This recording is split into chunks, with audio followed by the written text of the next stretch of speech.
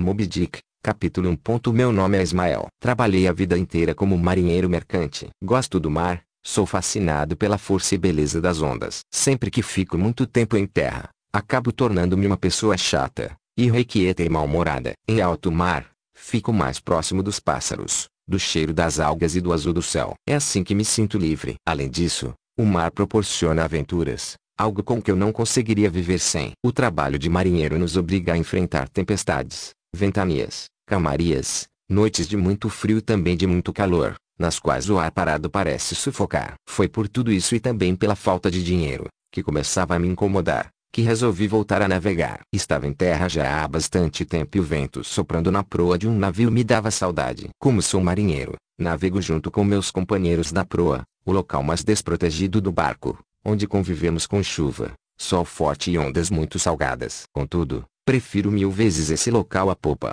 onde se espremem o comandante, seus oficiais e, no caso dos navios mercantes, os passageiros. Naquela época, uma coisa me instigava mais do que tudo, a vontade de embarcar num navio baleeiro. Estava cansado de transportar passageiros em rotas conhecidas. Eu queria mais perigos, queria mares remotos, lugares ermos, cheios de mistérios. Pensava em encontrar canibais, conhecer terras exóticas e, principalmente, ficar cara a cara com as baleias. Aqueles monstros me fascinavam, me faziam ter vontade de rodar o mundo atrás deles. Então, perseguindo meu sonho, deixei Manhattan e fui para New Bedford, uma antiga cidade portuária de onde saem muitos navios baleeiros. Era um lugar interessante, e meu desejo de conhecer coisas exóticas começou a ser saciado assim que cheguei. Andando pelas ruas era possível observar velhos marinheiros de mãos calejadas e rostos enrugados escondendo-se em tabernas para tomar rum e espantar o frio. Também vi camponeses de cidades próximas querendo deixar a lavoura e ir para o mar e, acreditem ou não, velhos canibais que agora caçavam baleias em vez de seres humanos. Era uma cidade simples, mas algumas casas grandes e opulentas ao redor dos bairros mais altos mostravam que uma pessoa é capaz de enriquecer à custa dos oceanos. Apesar de New Bedford ser um porto muito maior e famoso, eu desejava embarcar em um navio baleeiro de Nantucket, pois foi de lá que saíram os primeiros índios em busca de baleias. Quando fui pegar o pequeno barco que fazia a travessa entre as duas cidades, um enorme desânimo me assolou. Já era noite e eu havia perdido o transporte. Um novo barco para Nantucket só sairia 2 dias mais tarde. Eu tinha pouquíssimo dinheiro, estava com fome e com sono. Perambulando sem saber ao certo para onde ir, entrei em algumas hospedarias, mas todas eram muito caras. Meu sexto sentido de marinheiro acabou por me levar até uma rua escura bem perto do porto, onde o cheiro do mar e a música das tabernas criavam um ambiente familiar e acolhedor. Logo vi uma placa escrita em letras brancas: Estalagem da Baleia, de Peter Coffin. Um mau presságio passou pela minha espinha. Afinal, Coffin significa caixão em inglês, que é a minha língua. Além disso, as letras brancas e brilhantes da placa pareciam me ofuscar os olhos, mesmo de noite. Estranho, pensei, baleias são pretas, não brancas. De qualquer maneira, percebi que lá era onde eu iria passar a noite. Meses mais tarde eu saberia que aquele era o primeiro sinal de que meu destino já estava traçado. Capítulo 2. Entrei na estalagem e pude ver um grupo de marinheiros conversando, bebendo e jogando cartas. Falavam muito alto e davam gargalhadas. Nas paredes, como decoração, havia âncoras, remos, ossos de baleia e até arcadas de tubarão. Fui direto examinar uma gigantesca arcada de baleia que estava sobre o balcão, tentando levá-la para mais perto da luz. Cuidado, marinheiro, disse o dono do lugar. Esta acabou de chegar dos mares do sul. Desculpei-me por já ir pegando a relíquia sem pedir permissão e perguntei se havia vagas na hospedaria. O estalajadeiro foi atencioso, mas explicou: infelizmente, estamos lotados e não posso lhe oferecer um quarto. Mas, se não se importar, pode dividir a cama com o arpoador que me trouxe estes dentes de baleia. É uma cama grande, caberiam até 4 pessoas. Acho que vou aceitar, afinal, estou exausto e com fome. Nisso, um homem, que parecia o cozinheiro, gritou: tem carne e batatas na panela. Alguém ainda vai querer? Alguns marinheiros e eu dissemos que sim e nos sentamos para comer. Aquela comida quente e saborosa foi como um bálsamo para o meu cansaço. Depois de comer, comecei a ficar apreensivo em relação ao homem com quem teria de dividir a cama. Como ele seria? Pensei. Pedi a Peter Coffin um copo de rum e sentei-me perto do balcão para conversar. O arpoador ainda demora? Perguntei. Não sei, disse. Ele sempre volta cedo, mas hoje deve ter tido dificuldades para vender suas cabeças. Cabeças? Perguntei, arregalando os olhos de pavor. Como eu lhe expliquei, ele acabou de voltar dos mares do sul, de onde trouxe algumas cabeças mumificadas pelos nativos para vender. Hoje saiu para vender a última delas. Mas vamos até lá em cima, continuou o estalajadeiro. Vou mostrar-lhe o quarto, pois sei que está cansado. Um pouco nervoso, subi as escadas. O quarto era amplo e a cama realmente grande. Havia uma prateleira e um baú. Ao lado da janela havia as coisas do arpoador enroladas num saco de lona, típico dos marinheiros, e um enorme arpão encostado na parede. Dei boa noite ao dono da pensão. Troquei de roupa e me deitei. Estava precisando dormir. Mal apaguei a vela e a porta se abriu. Uma luz entrou pelo corredor e pude ver o tal arpoador entrar no quarto. Diante da figura humana que estava à minha frente, achei melhor ficar quieto e não me mexer. Meu coração batia rápido. Uma onda de pavor invadia todo o meu corpo. O homem era muito alto e forte. Tinha um corpo inteiro tatuado, inclusive o rosto e a cabeça, que era quase toda raspada, só sobrando um pequeno penacho na parte de trás. A criatura acendeu uma vela. Colocou uma cabeça mumificada de mulher em cima do baú, a tal que ele não devia ter conseguido vender. Tirou os sapatos, a camisa e deitou-se ao meu lado. Antes de apagar a vela, acendeu um enorme cachimbo que, de longe, parecia uma vara de pescar. Ele colocou fogo numa ponta e começou a fumar aquilo do lado oposto. Quando ficou tudo escuro, não aguentei mais e gritei com todas as minhas forças: socorro! Um canibal! O arpoador pareceu ter se assustado mais do que eu. Puxou meu cabelo para o alto, imobilizando minha cabeça, e disse: quem ser você? Vou matar se não dizer quem está no meu cama. Neste momento, o Sr. Coffin entrou correndo, preocupado com os meus gritos. A claridade do corredor iluminou tudo lá dentro e o sujeito me soltou. O que está acontecendo aqui? Perguntou Peter Coffin, aflito. O senhor não me disse que ele era um canibal, reclamei. Pensei que tivesse entendido quando contei que ele veio de longe trazendo cabeças para vender, respondeu. Agora parem com isso. Não se preocupe, que ele não vai lhe fazer mal. O Sr. Coffin fez um sinal com as mãos para o canibal, explicando que estava tudo bem. Ele também se acalmou. Pelo menos peça para ele apagar esse negócio fedorento, pedi. Não foi preciso dizer nada. Que entendeu meu pedido, que era quase uma exigência, e colocou o cachimbo ao lado da cama. Depois do susto, acabamos dormindo um sono profundo e tranquilo. Acordei no dia seguinte com o rangido da porta se abrindo. Kekeg levantara antes de mim e já saía do quarto de posse do seu arpão. Capítulo 3. Quando desci para tomar café, encontrei Kekeg devorando pedaços suculentos de bife, que eram espetados e levados à boca pela ponta afiada de seu arpão. Ele baixou os olhos quando me viu. O Sr. Peter Coffin chegou perto de mim e disse: ele está envergonhado pela noite anterior. Não queria tê-lo ameaçado. Aproximei-me do canibal e toquei em seu ombro. Agradeço por ter me deixado dormir em seu quarto, falei. Foi muita gentileza. Um sorriso iluminou o rosto de Kekeg. Pude ver em seus olhos que era um homem de bem, não um selvagem perigoso, como pensara a princípio. Ele puxou uma cadeira e me convidou a partilhar de seu café da manhã, mas, como eu não estou acostumado a comer carne tão cedo, me satisfiz com um pedaço de pão com queijo acompanhado de uma xícara de café com leite e algumas gotas de rum, como bebem os marinheiros para se esquentar. Depois de comer, saímos juntos para dar uma volta pela cidade. Kekeg falava mal inglês, mas conseguíamos nos comunicar bem. Quando algo não ficava claro, usávamos gestos ou mímicas. De volta à estalagem, Kekeg me explicou que agora se considerava meu amigo e que amigos repartem tudo o que tem. Imediatamente colocou sobre uma mesa todas as moedas de prata que possuía e dividiu-as em duas partes iguais. Em seguida, presenteou-me com uma das partes. Como eu não queria aceitar, acabou por despejar as moedas em meu bolso. Depois fez questão de que eu fumasse do seu cachimbo e rezasse com ele diante de uma estatueta de barro que ele chamava de ouro. À noite, antes de irmos nos deitar, ele começou a me contar sua história. Nascera em Rokovoco, uma ilha do sudoeste tão pequena que não aparece nem mesmo nos mapas náuticos. Era da segunda geração de uma família de reis. Seus parentes eram, em sua maioria, guerreiros corajosos, que tinham como dever zelar pela paz da ilha. Defendiam o território, suas esposas e filhos dos ataques oportunistas de exploradores, que arrancavam as belezas naturais do local para vender em mercados distantes. Durante sua juventude, Kekeg passou a ter contato com baleeiros, que contavam muitas coisas interessantes sobre o mundo cristão. As histórias de aventuras trazidas por aqueles homens fizeram o jovem Ilhéu ter vontade de sair pelo mundo à procura de melhorias para o seu povo. Como sabia que o seu pai não deixaria um futuro rei se arriscar em mares bravios, acabou se escondendo nos porões de um navio baleeiro que atracara na ilha e foi com ele para alto mar. Quando o comandante o descobriu,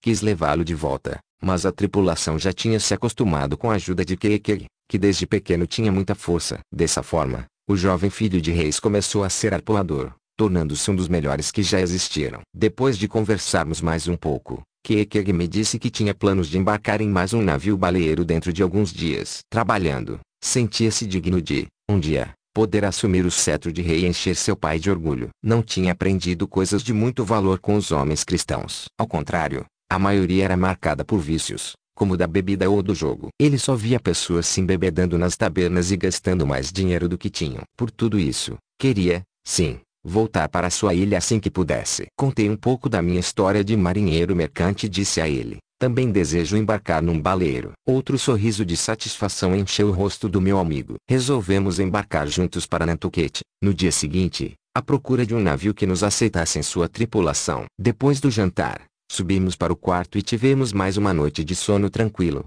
desta vez sem sustos. Capítulo 4. Quando chegamos a Nantucket, fomos procurar a estalagem Tripods, que era de um primo do Sr. Coffin e muito conhecida por servir deliciosas caldeiradas de peixe. Diante da entrada do lugar, tive outro mau presságio. O nome pots em inglês quer dizer panelas e por isso, na fachada da estalagem, eram exibidas duas enormes panelas de barro presas por duas forquetas de um antigo mastro de navio. Aquelas forquetas pareciam mais duas forcas, uma para mim e outra para Kekeg. Não preocupar, disse meu amigo. Comida ser boa. Você tem razão, Kekeg. Deve ser bobagem minha. A travessa foi longa e precisamos descansar. Comemos e dormimos muito bem. No dia seguinte, saímos em busca de uma embarcação que nos levasse para caçar baleias. O porto tinha muitos navios, mas somente 3 deles estavam aparelhados para viagens longas: o Devildon, o Titbit e o Pequod. Como Kekeg queria que eu escolhesse o navio no qual embarcaríamos, sugeri que entrássemos no Pequod para conhecê-lo. Antes, porém, tentei argumentar: por que eu, Kekeg? Vamos escolher juntos. Não posso ter essa responsabilidade sozinho. E eu disse que você precisar decidir, falou-me, mostrando o santo de barro. Percebendo que seria inútil convencer Kekeg de me acompanhar na escolha do barco e tendo simpatizado com o nome do Pequod, finalmente subi a bordo. Pequod era o nome de uma tribo indígena de Massachusetts e o navio, tal como os índios, parecia carregar rituais e história. Era antigo e construído com madeira muito forte. Seu casco era escuro e, ao leme, fora adaptado um maxilar de cachalote. O barco era inteiro decorado com ossos de baleias e desenhos de animais marinhos talhados no assoalho do convés. Parecia um enorme navio canibal. Fui falar com um senhor que estava sentado embaixo de uma tenda de lona montada na popa. Bom dia, disse. Gostaria de embarcar neste navio. O senhor é o capitão? Sou um dos donos. Chamo-me Bildad e aquele é meu sócio, Peleg, afirmou o velhote, chamando o companheiro com um assobio. Assim que o outro se aproximou, Bildad me perguntou: por que quer embarcar? Quero caçar baleias e conhecer o mundo. Já matou baleias antes? Diante da minha resposta negativa, os dois começaram a me dissuadir. Você conhece Ab, o capitão deste navio? Perguntou Bildad. Ainda não, senhor. Pois saiba que é um homem enérgico, que exige disciplina. Para que você tenha ideia dos perigos que irá correr, saiba que o comandante Ab não tem uma das pernas. Perdeu para os dentes de uma baleia. Quando disse que insistia em embarcar, apesar de todos os percalços, Peleg explicou que os marinheiros ganhavam comissões sobre o lucro da viagem. Minha porcentagem seria a mínima possível, já que eu só tinha experiência como marinheiro mercante. Depois de acertar os detalhes, perguntei se meu amigo Kekeg poderia ir também. Ele já matou baleias? Perguntou Bildad. Dezenas delas, respondi. Mande-o subir a bordo, disseram os dois, quase ao mesmo tempo. Quando viram Kekeg, Bildad e Peleg se assustaram. Não queremos um canibal a bordo. Isso, de jeito nenhum, reclamou Peleg. Kekeg teve uma ideia para convencer os dois a deixá-lo embarcar. Eu mostrar como usar pão no mar, disse. Mirou seu arpão num pequeno barril vazio, jogado do lado oposto da embarcação, e falou: aquele barril ser olho de baleia. Logo a baleia vai ser morta. Em seguida atirou, acertando em cheio o alvo de madeira que estava a metros de distância e no meio de cordas e garrafas. Admirados, Bildad e Peleg contrataram meu amigo pela mais alta comissão já paga um apoador do porto de Nantucket. Capítulo 5. No dia do embarque da tripulação, Kekeg e eu fomos surpreendidos por um homem muito estranho escondido embaixo da escada que nos levava a bordo do Pequod. Tem certeza de que vão embarcar no Pequod? Perguntou. Vamos, sim. O navio parte em algumas horas, respondi. Seu rosto era assustador, tudo cheio de marcas de varíola, e sua voz tão rouca, que parecia vir do fundo de uma caverna. Pelo jeito, ainda não conheceram o capitão Ahab e muito menos ouviram as profecias que falam sobre ele. Eu aconselharia que deixassem seus testamentos prontos. Do que está falando, homem? Gritei, irritado. Deixem para lá. O que está escrito está escrito. As coisas não acontecem por acaso, terminou. Kekeg quis correr atrás dele para ver se eu poderia entender alguma coisa daquilo tudo, mas o sujeito já ia longe. Aquela criatura horrorosa me causou um medo enorme. um pressentimento de morte que me acompanhou o dia todo. Senti até mesmo a presença de vultos estranhos ao meu redor. Mas, apesar disso, zarpamos. Era Natal e o frio cortava nossa pele, gelando até os ossos. Num esforço conjunto, assim como deve ser um trabalho de equipe, levantamos a âncora, içamos as velas e afastamo-nos devagar do porto de Nantucket, deslizando pelo Oceano Atlântico. As famílias dos marinheiros se despediam no cais. Quando um navio baleeiro saía para uma viagem, precisava encher seus purões de óleo de baleia antes de retornar, o que poderia levar até 3 anos. Por isso ouviam-se choros e recomendações de boa viagem. O navio estava sendo comandado por Starbuck, que era o primeiro imediato. O comandante Aba ainda não tinha aparecido, permanecia enfurnado em seu camarote desde a noite anterior, quando tinha embarcado. Além de Starbuck, contávamos com Stubby, o segundo oficial, e com Flask, o terceiro. Os arpoadores eram Keikei, Taxtego, um índio que tinha orgulho de sua vasta cabeleira, e Dago, um selvagem de pele negra com pouco mais de 2 metros de altura. Os arpoadores eram todos muito fortes e imponentes, enquanto os oficiais eram ágeis, responsáveis e inteligentes. Durante os primeiros dias, enfrentamos muita chuva e frio,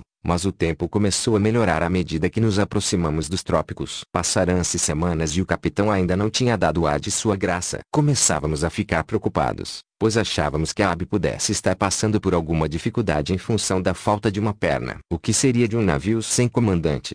Pensávamos. No entanto, Starbuck nos garantiu que estava tudo bem. Aos poucos, fui aprendendo muitas coisas sobre os tipos de baleia que estávamos procurando. Todas as baleias são mamíferos e soltam jatos d'água. Em geral, nadam em cardumes, embora possamos encontrar baleias solitárias. E, ao contrário dos outros peixes, têm sangue quente e pulmões. As baleias mais comuns são as chamadas baleias da Groenlândia. São quase sempre pretas e muito grandes, por isso são também conhecidas por baleias negras ou baleias grandes. Delas extraímos o óleo de baleia mais conhecido, que serve como combustível em caldeiras e lamparinas. Mas é um óleo de qualidade inferior, se comparado ao espermacete extraído de um outro tipo de baleia, o cachalote. Como podemos aproveitar o espermacete e também o próprio óleo do couro, o cachalote acaba tendo um valor comercial muito maior que o da baleia negra. O cachalote é o único tipo de baleia que possui dentes. São dentes grossos, em forma de cones, com 10 centímetros de comprimento, presentes apenas no maxilar inferior. Além disso, não é uma baleia mansa como as outras. Quando o cachalote é perseguido, revida os ataques e aterroriza os pescadores. Mas, em função dos lucros que ele proporciona, muitos se arriscam na sua caça. Eu passava a fazer parte de um grupo de marinheiros diferentes dos que eu conhecia. Éramos matadores de baleia e eu não via a hora de ficar frente a frente com uma delas. Capítulo 6. Um dia, logo depois do almoço da tripulação, todos levaram um susto. O capitão Ahab surgiu do seu camarote como se saísse das trevas. Aquela figura imponente e forte nada se parecia com o enfermo que eu imaginava. Tinha uma perna moldada com osso de baleia, a qual apoiava num buraco feito no assoalho do navio especialmente para isso. Era moreno e tinha uma cicatriz no rosto. Olhou para todos os lados do Pequod e ordenou, com uma voz calma e tranquila: "Quero todos reunidos na popa, até mesmo o timoneiro." Quando a tripulação inteira estava na popa a ponto de o barco ficar um pouco curvado para trás, o capitão começou: "Como anda a vigília às baleias?" perguntou. "Fazemos turnos de 4 em 4 horas, comandante", respondeu Starbuck. "Alguma baleia já foi avistada, mesmo que de longe?" continuou. "Ainda não, senhor", responderam muitos homens ao mesmo tempo. O capitão começou, então, a elevar seu tom de voz. Seu discurso fez aumentar a atenção dos marujos e passou a empolgar a tripulação de forma contagiante. Pois eu quero que todos, sem exceção, fiquem atentos para não deixar passar nem sinal de uma baleia branca sem dar o alarme. "Estão vendo esta moeda de ouro?" perguntou, exibindo uma moeda grossa e brilhante nas mãos. "Pois ela será do primeiro que me assinalar a baleia branca." Em seguida, pregou a moeda no mastro do navio e disse: "É uma baleia enorme, de testa enrugada e jato d'água espesso. Tem ferros retorcidos cravados no seu couro, herança de muitos que já tentaram matá-la." "É Moby Dick!" exclamou Keikei, que já havia encontrado a baleia em outras viagens. Ahab então gritou, descontrolado de emoção: "É ela, a baleia assassina." "Moby Dick, o monstro que me deixou aleijado para sempre. Preciso da ajuda de vocês, marinheiros, para encontrá-la e matá-la." Starbuck intercedeu bem na hora: "Se me permite, capitão, embarcamos em Nantucket com o objetivo de levar óleo de baleia aos donos do Pequod. Não acho que devemos fazer desta viagem uma jornada de vingança." "A baleia é um ser irracional, comandante", atacou-o para se defender, guiada por instinto. "Meu caro Starbuck, Você fala isso porque não está condenado a se equilibrar num osso de baleia para o resto da vida. Se lhe falta coragem para enfrentar o grande monstro branco, diga. Vocês todos embarcaram para achar essa maldita baleia. Quero saber quantos vão me ajudar nessa caça. O que se seguiu foi um verdadeiro espetáculo. Abe mandou que todos se servissem de rum à vontade e brindassem pela ânsia de encontrar Moby Dick. Morte a Moby Dick, morte a Moby Dick, juraram todos, inclusive eu, embriagados e enfeitiçados pelas palavras do capitão. A única exceção foi Starbuck, que baixava a cabeça cada vez que gritávamos mais alto. Capítulo 7. Eu mesmo, quando trabalhava em navios mercantes, já tinha ouvido falar de Moby Dick. No início, pensava que fosse uma lenda, mas Kekeg me contou muitas coisas sobre a baleia branca. Além de ser diferente dos outros cachalotes por ter a cabeça toda enrugada e a cor alva, acreditava-se que ela tinha o poder da ambiguidade. Muitos diziam que ela aparecia em todos os mares ao mesmo tempo e que era imortal. Nem todos os navios baleeiros tentam matar cachalotes, pois, como eu já disse, são muito perigosos. Mas aqueles que se arriscam e que já se depararam com Moby Dick contam que a baleia é ainda mais violenta que as da sua espécie. Muitos já assistiram companheiros pescadores serem mortos por seus golpes traiçoeiros. Fiquei sabendo que o capitão Abe e sua tripulação foram uma vez arrastados por Moby Dick para dentro de um turbilhão de água. A baleia batia com toda a força na superfície, utilizando o corpo gigantesco e a cauda, virando os baleeiros e arrastando a maioria dos homens para o fundo do mar. O capitão Abe conseguiu se agarrar ao couro do animal e tentou esfaqueá-lo, mas o monstro branco mergulhou rapidamente, levando consigo uma perna do comandante. Abe foi resgatado pelo navio e delirou de dor até chegarem ao porto. Vários pescadores diziam que o capitão havia enlouquecido depois daquele episódio, mas, louco ou não, Abe conseguira convencer todos nós a vingá-lo. Talvez nos sentíssemos um pouco heróis. Talvez a possibilidade de vingar o capitão desse mais sentido às nossas vidas. Se matássemos Moby Dick, ficaríamos famosos nos 7 mares. Porém, passados alguns dias, começaram a surgir rumores sobre a insanidade do capitão. Além de matar Moby Dick, precisávamos de dinheiro. Queríamos matar baleias e vender seu óleo depois. Abe, como era extremamente esperto e perspicaz, percebeu a situação e anunciou que iríamos atrás de baleias e cachalotes. Queria sua tripulação feliz e ocupada. Mesmo trabalhando como um navio baleeiro comum, todas as manobras ordenadas pelo comandante eram minuciosamente planejadas para que o Pequod atingisse a estação da linha, um local no Oceano Pacífico, próximo à linha do Equador, na época do verão dos trópicos. Era lá que ele havia enfrentado Moby Dick quando perdeu a perna e era lá que planejava encontrá-la novamente. Passava as noites estudando a direção das correntes marítimas e os hábitos dos cachalotes. Tinha certeza de que iria se deparar com o tão temido monstro no Natal seguinte. Percorremos todo o Atlântico, sempre rumo ao sul. Cruzamos o temível Cabo Horn, onde a Argentina e a América acabam, e velejamos pelo Pacífico, subindo em direção ao mar do Japão. Aos poucos, aprendi as técnicas de matança das baleias. Quando mais baleias eram avistadas, cada oficial baixava seu baleeiro ao mar. Eram barcos bem menores que o Pequod com os quais nos aproximávamos das presas. Remávamos com toda a força e, quando era possível, o arpoador atirava na baleia, que saía em disparada pelo mar em função da dor causada pelo arpão. A corda do arpão esticava e, num tranco, éramos então rebocados pelo monstro, que ia arrebentando o mar e sangrando tudo à nossa frente. Quando ela cansava, diminuía a velocidade. Então remávamos de novo para chegar bem perto dela e para que os oficiais acabassem de matá-la com suas lanças afiadas. Eram desferidos inúmeros golpes cruéis contra seu couro, que acabava por deixar um rastro de sangue no mar. Capítulo 8. Era um dia de céu encoberto. O mar tinha uma cor cinza e o vento quase não soprava. De repente, Taxtego, que estava de plantão, gritou bem alto: "Cachalotes! São muitos!" A poucos metros. O barco, que antes estava apático, passou a ter vida. 3 baleeiros foram levados ao mar e, em cada um deles, entraram 6 tripulantes: o arpoador, que ficava na proa, o oficial, navegando na popa, e 4 remadores. Quando todos já estavam remando com força em direção aos cachalotes, ouvimos mais um baleeiro descer do Pequod e bater na água. Olhamos para trás e vimos o próprio capitão Abe no comando de seu baleeiro, acompanhado de um enorme arpoador negro e 4 remadores parecidos com índios selvagens. O arpoador vestia uma túnica branca, usava um grande turbante e tinha um olhar diabólico. Abe gritava seu nome: "Fedalá, prepare-se! Vamos matar esses monstros aí na frente!" Rapidamente, o barco de Abe ultrapassou os outros, mostrando a força e a vitalidade da tripulação clandestina do comandante. O capitão nem parecia ser um mutilado,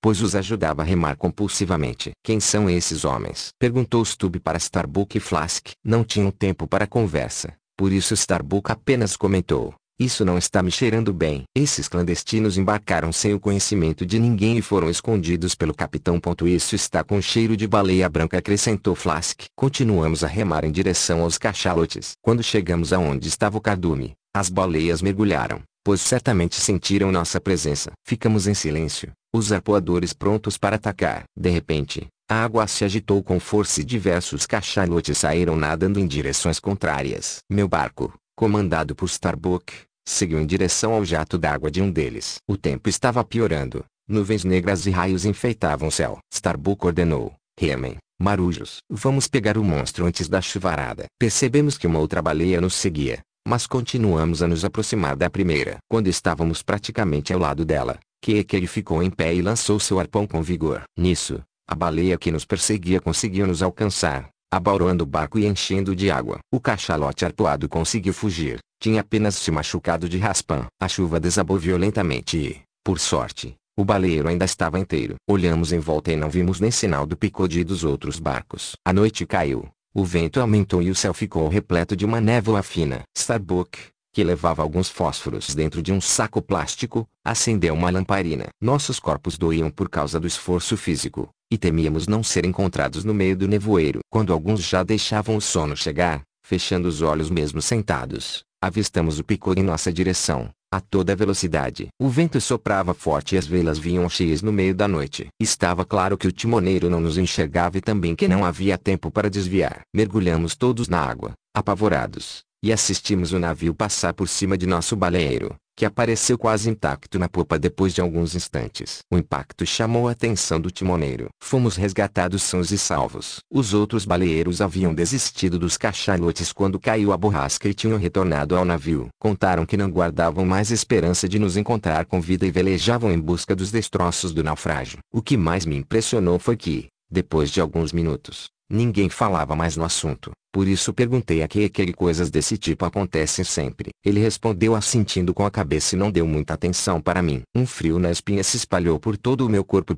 Capítulo 9. Logo os homens embarcados de forma ilegal pelo capitão foram aceitos pela tripulação. Não havia muito o que fazer e, no mar, todos acabam se ajudando. Somente Fedallah permaneceu alheio a tudo e a todos. Ab, no entanto, parecia respeitá-lo de forma exagerada e agia como se devesse obediência a ele. Sua figura, altiva, gigantesca e com um dente solitário sempre aparecendo entre os lábios, metia medo em qualquer um. Achamos melhor não nos aproximar muito dele, mas os oficiais nunca entenderam como um selvagem daqueles poderia intimidar o valente capitão Ab. Depois da primeira caçada aos cachalotes, passamos dias sem avistar uma baleia. Na semana seguinte, voltamos para o Atlântico. Navegamos pelo Largo de Açores, Cabo Verde, Bacia do Prata e fomos ao sul da ilha de Santa Helena, onde começaram a acontecer coisas estranhas. Como estávamos há várias semanas sem pescar, havíamos decidido que faríamos plantões noturnos. A lua estava cheia, o que nos ajudava a avistar baleias. Foi numa dessas noites que Fedallah gritou: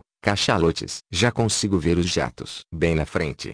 Cachalotes! Como ainda estávamos um pouco longe deles, resolvemos nos aproximar com o próprio navio. Mas quanto mais içávamos as velas e ganhávamos maior velocidade, mais os cachalotes se afastavam, até que os perdemos de vista. Nas noites seguintes, aconteceram coisas semelhantes. Avistávamos as baleias e saímos em disparada, mas elas desapareciam antes de conseguirmos alcançá-las. Kekere consultou eu e acabou causando medo na tripulação quando decidiu contar o que seu santo havia dito. Moby Dick ser fantasma, querer matar Pequod. O medo de Moby Dick estar nos levando a mares longínquos a fim de nos matar passou quando avistamos o Cabo da Boa Esperança, no extremo sul do continente africano. A baleia tinha realmente nos conduzido para um lugar perigoso, pois ele é também conhecido como Cabo das Tormentas, mas agora precisávamos trabalhar para manter o Pequod navegando. As ondas gigantes batendo na proa exigiam um esforço redobrado da tripulação. O trabalho nos deixava cansados e sem tempo para pensar em fantasmas. Em meio ao agitado mar do sul da África, cruzamos um navio baleeiro chamado Albatroz. Foi uma verdadeira alegria quando a embarcação apareceu. Quase todos os navios baleeiros, quando saem para a pescaria, costumam ficar muito tempo em alto mar sem nunca atracar. Levam os porões cheios de água cristalina e de alimentos para não perderem tempo em portos desconhecidos. Quando encontram outro navio, fazem festas, visitam uns aos outros e bebem com os companheiros de profissão. Infelizmente, as condições do mar não permitiam tais comemorações, Mas o capitão do Albatroz fez questão de se aproximar o máximo possível para falar com o comandante Ahab. Logo que o Albatroz apareceu, Ahab se posicionou na murada do Pequod a fim de se comunicar com outro navio. Pegou o megafone e perguntou a plenos pulmões: "Vocês viram a baleia branca?" "Sim, estava no Pacífico." "O monstro destruiu um de nossos baleeiros e matou o oficial que o conduzia", respondeu o outro comandante. Ahab estremeceu. Queria ter mais informações. "Vocês a mataram?" perguntou temeroso. "Impossível. A maldita é imortal." O capitão sentiu um alívio, tanto por perceber que estava no caminho certo, quanto por acreditar que Moby Dick logo seria morta por suas próprias mãos. Os barcos foram então obrigados a se afastar em função do mar agitado. Os marinheiros acenaram e cada navio seguiu seu caminho. Capítulo 10. Depois das tormentas no Cabo da Boa Esperança, velejávamos tranquilos, rumo às Ilhas Crozet. Estávamos agora no Oceano Índico. Durante 2 dias, atravessamos os chamados Campos de Brite, um tipo de pastagem amarelada na superfície da água que serve de alimento às baleias da Groenlândia.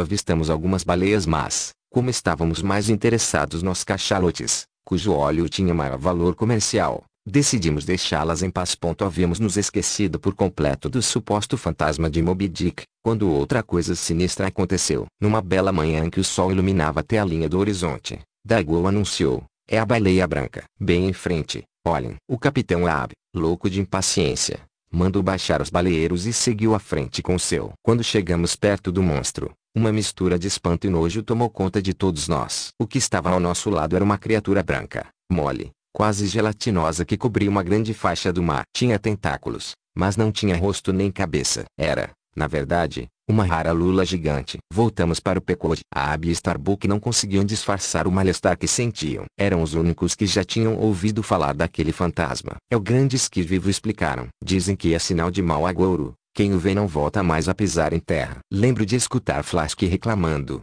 "Preferia ter lutado cara a cara com Moby Dick a ter visto aquela coisa." Keke, conhecedor dos mares, foi o único que não se deixou abalar. Lembrou que o cachalote, por ser a única baleia a possuir dentes, se alimentava de pedaços soltos dos tentáculos do Skid. "Não ser mau agouro, ser sinal de cachalote", disse, animado. E logo comprovamos que Keke estava certo. No dia seguinte, um grande e solitário cachalote foi avistado a poucos metros do Pequod. Não sei se por vontade de matar ou se por necessidade de espantar os augúrios do dia anterior, baixamos os baleeiros com mais vontade e rapidez que das outras vezes. Em pouco tempo, cercávamos a baleia, que imediatamente mergulhou, deixando o mar calmo e os homens em silêncio, preparados para atacar a qualquer momento. De repente, Stubb gritou: "Agora, Taxtego, arpoar!" Um eco da voz de Stubb saiu pelo ar. O cachalote saltou para fora da água e recebeu um arpão cravado no couro na mesma hora. Taxtego foi certeiro e o baleeiro de Stubb saiu a toda a velocidade pelo mar, puxado pelo cachalote que se debatia preso ao arpão. Assistimos de longe quando a baleia diminuiu a velocidade. Os marinheiros remaram em direção a ela e o oficial trocou de lugar com o arpoador. Agora na proa, Stubb enfiava sua lança sem piedade no couro do cachalote, fazendo força para atingir o coração do animal. O mar, cada vez mais revolto pela luta entre a fera e o oficial, só se acalmou quando um rastro de sangue grosso finalmente manchou o mar, enchendo os marujos de satisfação. Capítulo 11. Depois de ter matado o cachalote, Stubb pediu nossa ajuda para amarrá-lo nos baleeiros e rebocá-lo até o Pequod. Infelizmente, não havia vento e o navio não conseguia se aproximar de nós. Quando finalmente chegamos e atrelamos o grande animal morto ao costado do Pequod, já era noite. A baleia foi fixada ao navio por cordas e correntes. A própria gordura do seu corpo fazia-a boiar depois de morta, por isso ficava só com a metade do corpo dentro d'água. Estávamos exaustos e resolvemos deixar o trabalho de esquartejar o bicho e fabricar o óleo para o dia seguinte. De manhã, o cachalote foi suspenso um pouco mais por cordas fixadas em roldanas presas ao mastro. O navio adernou fortemente e a baleia foi descascada como se descasca uma fruta. O seu corpo gigante girava pela força da tração e os pedaços de couro iam sendo atirados ao convés. Depois disso, a cabeça foi cortada e levada a bordo, e o resto do corpo foi atirado aos tubarões. A capa de gordura arrancada do couro foi então fervida em enormes caldeirões apropriados para isso. O óleo obtido da fervura foi armazenado em barris e mantidos nos porões do Pequod. Depois de todo o trabalho cansativo, ainda tivemos de esfregar o convés para que a mistura de sangue e gordura se soltasse do madeirame. No dia seguinte, as ordens do capitão surpreenderam todos. Como tínhamos entrado novamente num campo de brite, logo avistamos um cardume de baleias da Groenlândia. Ahab mandou: "Desçam os baleeiros. Vamos caçá-las." Nosso propósito era caçar cachalotes, mas acatamos as ordens e capturamos uma enorme baleia negra. Quando nos aproximamos do Pequod, a Abby continuou a nos causar espanto. Cortem a cabeça dele e tragam-na a bordo. Deixem o resto no mar. Está certo que o óleo da baleia negra é pior do que o do cachalote. Mas por que desprezá-lo? Comentou Stubby, indignado. Não estou entendendo mais nada, continuou Flask. Da cabeça do cachalote tiramos o espermacete. Mas o que vamos fazer com uma cabeça de baleia da Groenlândia? Starbuck foi pedir explicações ao capitão e voltou para perto dos oficiais, resmungando. Fedallah quer amarrar uma cabeça de cachalote a este bordo e outra de baleia negra a bombordo. Acredita que assim o navio nunca afundará, disse. Esse bruxo está quase mandando no capitão. Era o que faltava, agora estamos caçando baleias para satisfazer as superstições desse sujeito, concluiu Stubby, apoiado por Flask. Capítulo 12.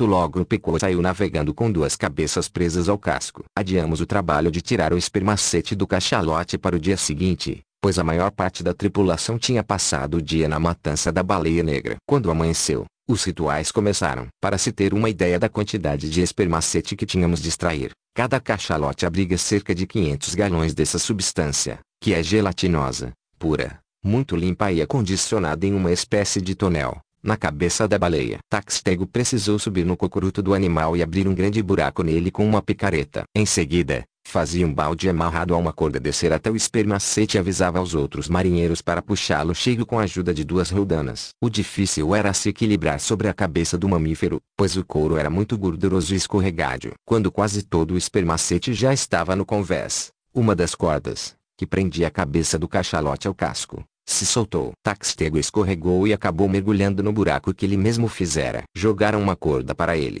mas a cabeça pendeu para o lado e foi impossível alcançar a abertura do buraco onde estava o arpoador. Naquela hora, a outra corda arrebentou. A cabeça caiu no mar, carregando o Taxtego junto com ela. Em menos de 2 segundos, ouviu-se outro mergulho. Era Keikeg, que pulara na água para salvar o amigo. Houve um minuto de pânico silêncio entre os tripulantes. Quando Daguo gritou, ele conseguiu. Keikeg salvou Taxtego. Tiveram de reanimar o índio de cabelos longos, que engolira a água e estava desacordado. Keikeg conseguira abrir um buraco maior no topo da cabeça do cachalote, usando uma faca afiada, e puxou o amigo lá de dentro. Depois nadou até o navio carregando consigo. Recebeu palmas dos marujos. Fedallah fechou a cara, pois o Pequod havia perdido um dos amuletos, agora só tinha a cabeça da baleia negra a bombordo. Semanas se passaram depois disso sem que víssemos um cachalote. A essa altura, já estávamos cruzando o Estreito de Sonda, entre Java e Sumatra, na Oceania. Quando, numa manhã ensolarada, Daguo deu alarme avisando sobre um cardume de cachalotes ao norte.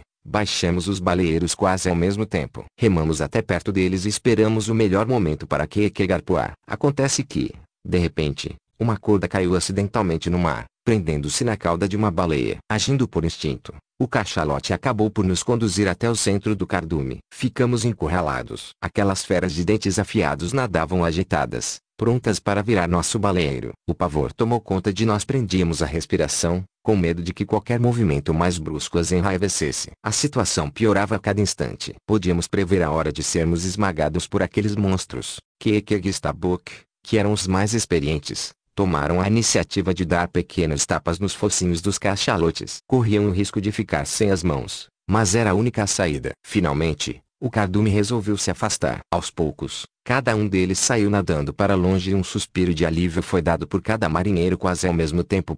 Capítulo 13. Àquela altura da viagem, já estávamos perto de Formosa, no Oceano Pacífico. A tripulação preocupava-se com a caça às baleias, mas a Abby só pensava em fazer os cálculos mais precisos para estarmos na estação da linha perto do Natal. Quando um navio baleeiro inglês, o Samuel Enderby, cruzou nossa rota, o comandante Abby logo quis saber notícias de Moby Dick. Com pressa, não permitiu que as tripulações se visitassem. Perguntou através do megafone: viram a baleia branca? O comandante do outro navio apenas levantou o braço esquerdo, substituído por um osso de cachalote. Foi o que bastou para Abby lançar seu baleeiro ao mar e ir sozinho ao outro navio investigar sobre sua baleia inimiga. Foi ela? Perguntou assim que chegou. Sim, foi no ano passado, na estação da linha. Eu tinha matado um cachalote e levava junto ao baleeiro, quando um enorme monstro branco surgiu, destruiu meu barco e me arrastou junto com ele. Quando escorreguei do seu couro e caí na água, tive o braço decepado pelo fio de um arpão preso em seu lombo, contou o comandante. Abby mal conseguia conter sua ansiedade. Vocês a mataram? Perguntou, quase sem voz. Ela é maligna,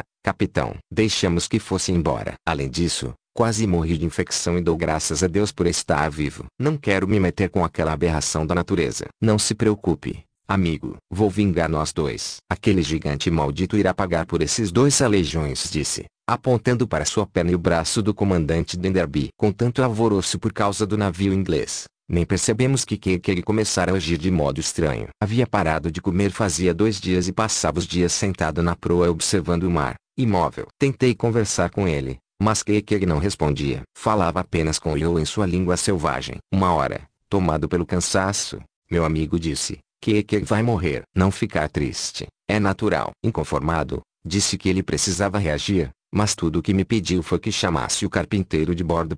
Quanto custa caixão? Perguntou. Dado o preço, que pagou com moedas de prata e o carpinteiro construiu uma espécie de barquinho, que serviria de caixão para o filho de rei. Explicou-me que sua origem não lhe permitia ser jogado ao mar envolto em um pano. Queria ser sepultado adequadamente e deveríamos lançar o esquife ao horizonte com água, comida, seu arpão e eu. Quando todos nós já estávamos conformados com a doença de que sabíamos que logo teríamos de fazer sua vontade, o arpoador desistiu de morrer. Que ainda ter coisas para fazer, disse. Num instante estava curado. Voltou a comer e a trabalhar como antes. Doença não matar homem, vida ser mais forte, explicou. Só baleou tempestade matar homem.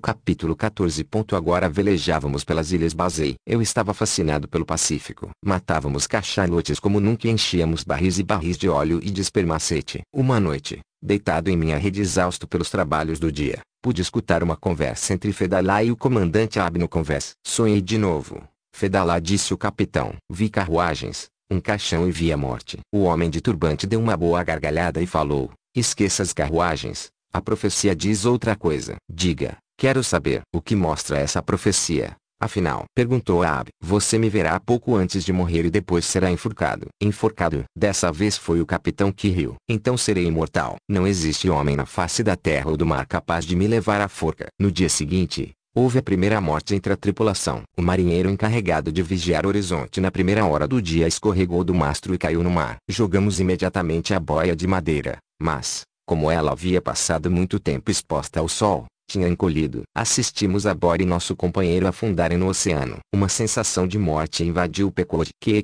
sugeriu que usássemos seu barquinho fúnebre como boia, em substituição da outra que havia afundado. Em princípio, Starbuck recusou a ideia, mas acabou cedendo, pois não podíamos ficar sem uma boia. Assim, o carpinteiro construiu uma tampa para o esquife e vedou toda a lateral com breu, o que o transformou numa boia insubmergível. Agora carregávamos o que era para ser o caixão de que amarrado à popa do navio. No mesmo dia, Ab mandou o ferreiro de bordo forjar um arpão com o melhor aço trazido de Nantucket. A sensação de sangue e de morte que pairava no ar foi então aguçada pelo estranho pedido. Não quero este arpão temperado com água, berrou o capitão. Qual de vocês quer dar o sangue pela baleia branca, pelo demônio branco? Como Tastego, Dago e que se ofereceram, Ab feriu-lhes o braço e temperou o aço com sangue de arpoador. A tripulação assistiu aos desvarios do comandante sabendo que aquele era o arpão para Moby Dick e sentindo, pela primeira vez, medo de que sua loucura tomasse conta de todos. Capítulo 15.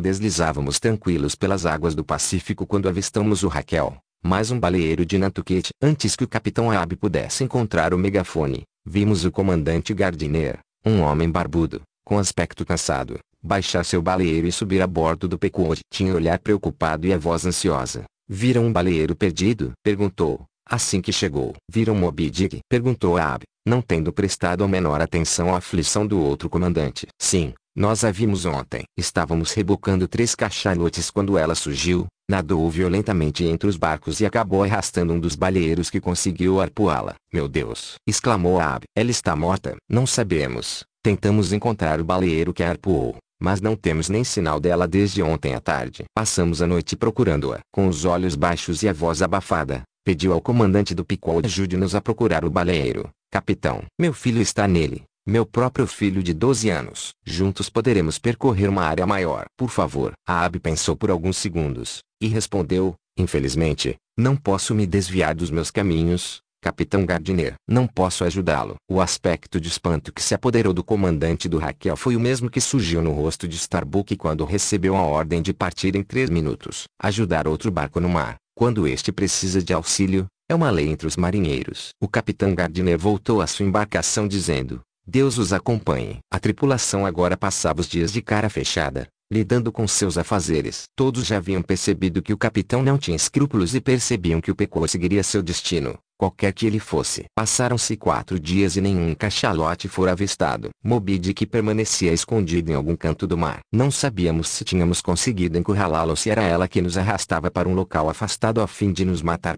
Capítulo 16. O dia amanheceu muito claro. O sol começava a aparecer no horizonte como uma bola vermelha em chamas. Estávamos, finalmente, na estação da linha. Foi nesse cenário que Starbuck encontrou um capitão na murada do navio. Aproximou-se e colocou a mão no ombro do comandante. Sabia que alguma coisa estava acontecendo. Certificou-se disso quando viu uma lágrima escorrendo pelo rosto de Abby. Uma lágrima pesada e rápida, que parecia desopilar o peito do velho homem. Comandante, disse Starbuck, meu caro imediato. Que bom que está aqui ao meu lado. Estava pensando no dia em que cacei minha primeira baleia. Foi há 40 anos. Num dia como este, desde os 18 anos, quando me tornei um caçador de baleias, passei a viver no mar. Será por isso que me tornei um velho destruído como estou hoje? Será que a comida seca e salgada que comi esses anos todos, privando-me de ingerir frutas maduras, leite e pão frescos como os homens do porto, me deixou também com a alma salgada? Abby deu um longo suspiro e continuou, sabe, Starbuck, tenho mulher e um filho me esperando. As pessoas pensam que enlouqueci e até eu mesmo acredito que estou louco. Mas quando olho no fundo dos seus olhos, Starbuck, percebo que existe paz neste mundo. Não sou como pensam. Sou um homem bom. Olhe, Starbuck, preciso matar Moby Dick, mas não quero que vá comigo. É uma obrigação minha. Quero que fique cuidando do navio quando eu sair para enfrentar o monstro. Capitão, eu também sou casado e tenho um menino pequeno. Vamos voltar para Nantucket. Lá é nosso lugar. Vamos acabar com esta história de baleia branca. Nesse momento, a Abby já havia desviado dos olhos de Starbuck e começava a falar sozinho. Não temos controle sobre nada. Não mandamos no sol, nas marés, nos pássaros, em nada. Nosso destino está traçado. Starbuck se afastou ao ver Fedallah se aproximando da murada onde estavam. A Abby levou um susto ao se deparar com os olhos de Fedallah refletidos na água calma do mar. Parecia estar sendo vigiado por aquele homem de turbante, que, a todo momento, relembrava ao capitão que a profecia estava escrita. Capítulo 17. No início da tarde do mesmo dia, a Abby começou a ficar impaciente. Posso sentir o cheiro. Há cachalotes por perto, disse a tripulação. Ansioso, improvisou um cesto preso ao mastro, subiu nele e pediu que o içassem. Eu mesmo vou avistar Moby Dick, a moeda de ouro será minha, gritou para que todos escutassem. Desconfiava de que os marinheiros estavam com medo. Talvez Moby Dick já estivesse por perto e os homens de plantão não tivessem dado o sinal. Parecendo adivinhar sua sorte, logo que a cesta chegou ao topo do mastro, soltou um berro que saiu da parte mais profunda de suas entranhas. É ela, a grande baleia branca. O monstro está soprando. Baleeiros ao mar. Sua voz ecoou a metros de distância e, em cerca de minutos, 3 baleeiros remavam em direção ao fantasma dos mares. Depois de ter descido do mastro e antes de partir para enfrentar o cachalote, a Abby entregou o navio a Starbuck. Capitão, por favor, não vá. Lembre-se da conversa que tivemos. Não há motivo para esta vingança, pediu imediato. Starbuck, cuide do Pequod. Hoje à noite Moby Dick estará presa a este casco, disse Abby, ignorando as súplicas do oficial. Starbuck e o comandante apertaram as mãos com força, conscientes da grande batalha que tinham pela frente. As baleeiras se aproximaram com cuidado, pois os oficiais conheciam a inteligência demoníaca de Moby Dick. Todo cuidado era pouco para não assustá-la. Em questão de minutos, a luta começou. Moby Dick afundara ao pressentir a aproximação dos barcos. Os marujos levantaram os remos e a água ficou parada, quase sem ondulação. De repente, a Abby ordenou aos seus marinheiros: remem. Quase na mesma hora, o cachalote saltou para onde estava o baleeiro. Não conseguirá virá-lo na primeira tentativa e isso a deixou furiosa. Nadava desordenadamente entre os barcos, fazendo parecer que estávamos em meio a uma tempestade no mar. O grande monstro branco era de fato horroroso. Seu rosto e focinho eram terrivelmente enrugados. Seus olhos assustadores pareciam mirar para todos os lados, como se enfeitiçassem cada marinheiro que se aproximasse dela, invadindo de pânico. O couro da baleia carregava muitos ferros retorcidos e cordas de arpões que se soltaram, além de inúmeras cicatrizes feitas por facas e lanças. O segundo golpe foi ainda mais violento. Por descuido nosso, Moby Dick se aproximou demais das embarcações. Mergulhou e subiu à tona em segundos. Depois bateu a cauda bem ao lado do baleeiro de Abby. 3 homens caíram no mar, 2 remadores e Fedallah, que era o arpoador. Apenas um remador conseguiu ser resgatado. O outro foi arrastado para longe, enquanto Fedalá permanecia desaparecido. Aab não desistiu. Tomou o local de Fedalá na proa e cravou com toda a força o arpão afiado no couro do monstro. Este arpão agora será temperado com o seu sangue. Maldita! Gritou. Kekeg e Tastego, que estavam no baleeiro de Stubby, também conseguiram arpoá-la. Moby Dick saiu nadando em disparada, contorcida pela dor. Mas a força e a monstruosidade do seu corpo acabaram por arrebentar as 3 cordas presas aos arpões. Como se quisesse provocá-los, a baleia voltou ao local dos barcos, fazendo uma enorme curva no ar antes de mergulhar entre os 3 baleeiros. Ao ver o arco formado pelo animal no ar, um grito de pavor saiu da boca de todos os marinheiros. Fedalá, morto,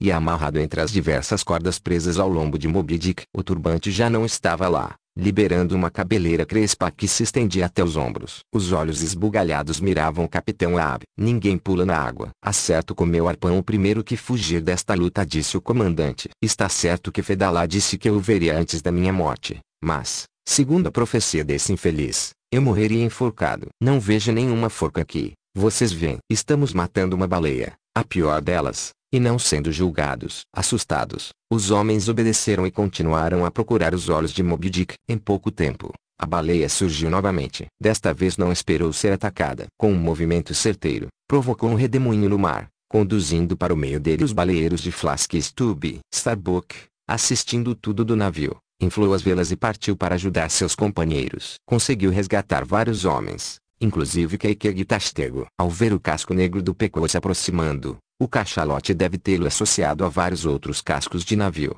embarcações inimigas que lhe arpoaram o couro e o feriram cruelmente. Num ataque de vingança, Moby Dick nadou de encontro ao Pequod, chocando-se violentamente contra o madeirame. Starbuck não conseguiu desviar e um rombo se abriu na proa, espalhando tábuas para todos os lados e enchendo lentamente o navio de água. A aba agora queria vingar não só ele, mas também toda a sua tripulação, que afundava lentamente no oceano. Conduziu seu baleeiro para perto do fantasma branco e arpoou seu couro com tanta vontade, que acabou escorregando e perdendo sua perna postiça. A corda do arpão foi puxada pelo cachalote, mas, antes de ser completamente esticada, prendeu-se no pescoço do capitão, estrangulando-o. Moby Dick deixou o local como se estivesse com a sensação do dever cumprido. Assim que o Pequod afundou, a água do mar formou um enorme redemoinho, engolindo tudo que havia ao redor, inclusive os poucos sobreviventes da baleeira de Aab. Em seguida, o mar ficou liso, como se não houvesse nenhum sinal da luta sangrenta que acabara de ser travada no local.